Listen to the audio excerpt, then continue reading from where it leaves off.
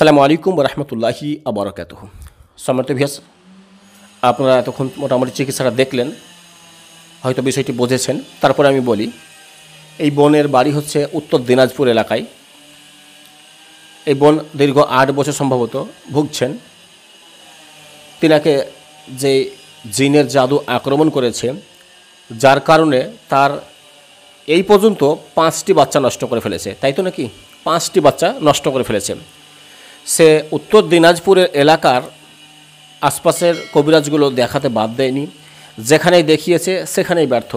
পরপর শুধুমাত্র ওই ব্যর্থতাই পাওয়া গেছে। যেখানেই দেখিয়েছেন সেখানে ব্যর্থ। পরপর 5টি বাচ্চা তার নষ্ট হয়ে গেছে। প্রথম বাচ্চাটি 5 মাসের, তারপরের বাচ্চাগুলো সব 2 মাসের, এভাবে বাচ্চা নষ্ট হতে শুরু করেছে। তারা দীর্ঘদিন চিকিৎসা চালিয়েছে।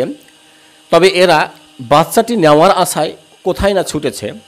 হয়তো ভেবেছে ওই বাড়িতে থাকার জন্য হয়তো আমাদের সমস্যা হচ্ছে, তার জন্য তারা বাড়ি ছেড়ে অন্য কোথাও, তারপরে অন্য কোথাও এইভাবে দৌড়ে বেড়াচ্ছে। এখন তো তারা ভাবছিল আমি দিল্লি পালিয়ে যাব, মানে ভাবছে যে কোথায় পালিয়ে গিয়ে আমি একটা বাচ্চা পাই, কোথায় গেলে আমার একটা বাচ্চা দাঁড়িয়ে যায়।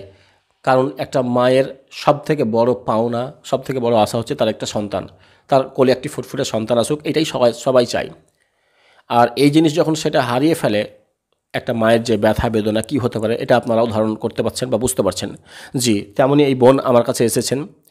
যত জায়গায় দেখিয়েছে, কেউ এটা মানা করেছে, কেউ সেটা মানা করেছে, সে বলেছে এটা করা যাবে না, ওটা করা যাবে না, বিভিন্ন রকম মানবিজ করেছে। আমি এই বোনের চিকিৎসা করার পর ভালোভাবে যাচাই বাছাই করে আমি যে কষ্টগুলো, যে জিনের জাদুগুলো পেলাম, এবং তার সঙ্গে সঙ্গে বোনের কিছু মানসিক সমস্যাও পেয়ে গেলাম। এই সব মিলিয়ে আমি এই বোনকে বললাম যে এটা হচ্ছে আপনার শেষ। ইনশাআল্লাহ দেখেন, সন্তান দেওয়ার মালিক হচ্ছেন আল্লাহ সুবহানাহু ওয়া তাআলা। তিনি যাকে ইচ্ছা সন্তান দান করেন, যার কাছে ইচ্ছা সন্তান কেড়ে নেন। কিন্তু দুনিয়াতে অনেক বিপদ, অনেক আপদ, অনেক রোগ, অনেক ক্ষতি গ্রাস করে ফেলে। আজকে আমি কোরআন দিয়ে চিকিৎসা আরম্ভ করলাম, আর আমি ইনাকে বললাম যে এটা হচ্ছে তার জন্য শেষ। কারণ এরপর আমি ইনাকে 3 মাসের পর্যন্ত চিকিৎসা দিলাম। প্রথমে আমি ইনাকে বললাম এখন 3 থেকে 4 মাস বাচ্চা নেওয়া যাবে না। জি, যদি এখন ইনি 3-4 মাসের মধ্যে বাচ্চা নিয়ে নেয়, তাহলে কিন্তু এই বাচ্চাটা নষ্ট হয়ে যাওয়ার সম্ভাবনা থাকবে। তার জন্য আমি ওনাকে কাছে হাতে চাইলাম 3 থেকে 4টি মাস সময় চাইলাম। 3 থেকে 4 মাস পর এই বোন আমার কাছে আসবে। আমি আর একবার চিকিৎসা দেওয়ার পর এবার তাকে বলবো যে এবার বাচ্চা নেওয়ার প্রস্তুতি গ্রহণ করুন আপনারা। তারপর যে বাচ্চাটি আসবে ইনশাআল্লাহ, আপনারা সাক্ষী আছেন, আমি এই চ্যানেলেই, তৌহিদ মিডিয়াতেই আমি দেখাবো। আমার তো কিছু ক্ষমতা নেই, এটা হচ্ছে আল্লাহ সুবহানাহু ওয়া তাআলার দয়া বলতে পারেন বা তার রহমত। জি, আমি দেখিয়ে দেব যে এই বোন তার গর্ভে বাচ্চা ধারণ করেছে, এবং এরপরে যখন বাচ্চা প্রসব করবে সেই বাচ্চাকে নিয়ে আসবে। সেই বাচ্চাকে আমি আনতে বলেছি হাতে করে, এখানে সেই বাচ্চাকে কোলে নিয়ে থাকবে। আমি তার উপরে একটি ভিডিও রিভিউ দেবো ইনশাআল্লাহ। আপনারা প্রস্তুত থাকেন, আমাদের এই চ্যানেলটিকে ফলো করতে থাকেন।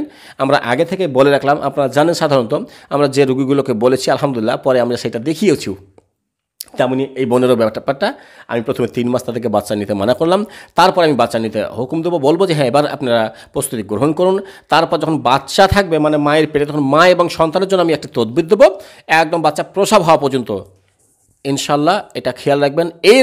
এরপর যে বাচ্চাটি আসবে এটা আর নষ্ট হতে আমরা দেব না। যেটা ডক্টররাও আটকাতে হতে পারেনি, আলহামদুলিল্লাহ আল্লাহ সুবহানাহু ওয়া তাআলার দয়ায় আমরা এই কোরআনের মাধ্যমে এটাকে দেখিয়ে দেবো ইনশাআল্লাহ যে এই বাচ্চা থেমে গেছে। আর সেদিনকে বাচ্চার মায়ের ইনার মুখের হাসি আপনাকে দেখাবো। আজকে আপনারা সাক্ষী থাকেন, আর প্রত্যেকের কাছ থেকে আমি অবশ্যই দোয়া চাইবো, কারণ দোয়া হচ্ছে সবথেকে বড় হাতিয়ার। আমি বারবার প্রায় ভিডিওতেই বলে থাকি, আপনারা অবশ্যই বোনের জন্য দোয়া করবেন।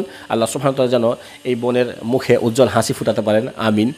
আসসালামু আলাইকুম ওয়া রাহমাতুল্লাহি ওয়া বারাকাতুহু।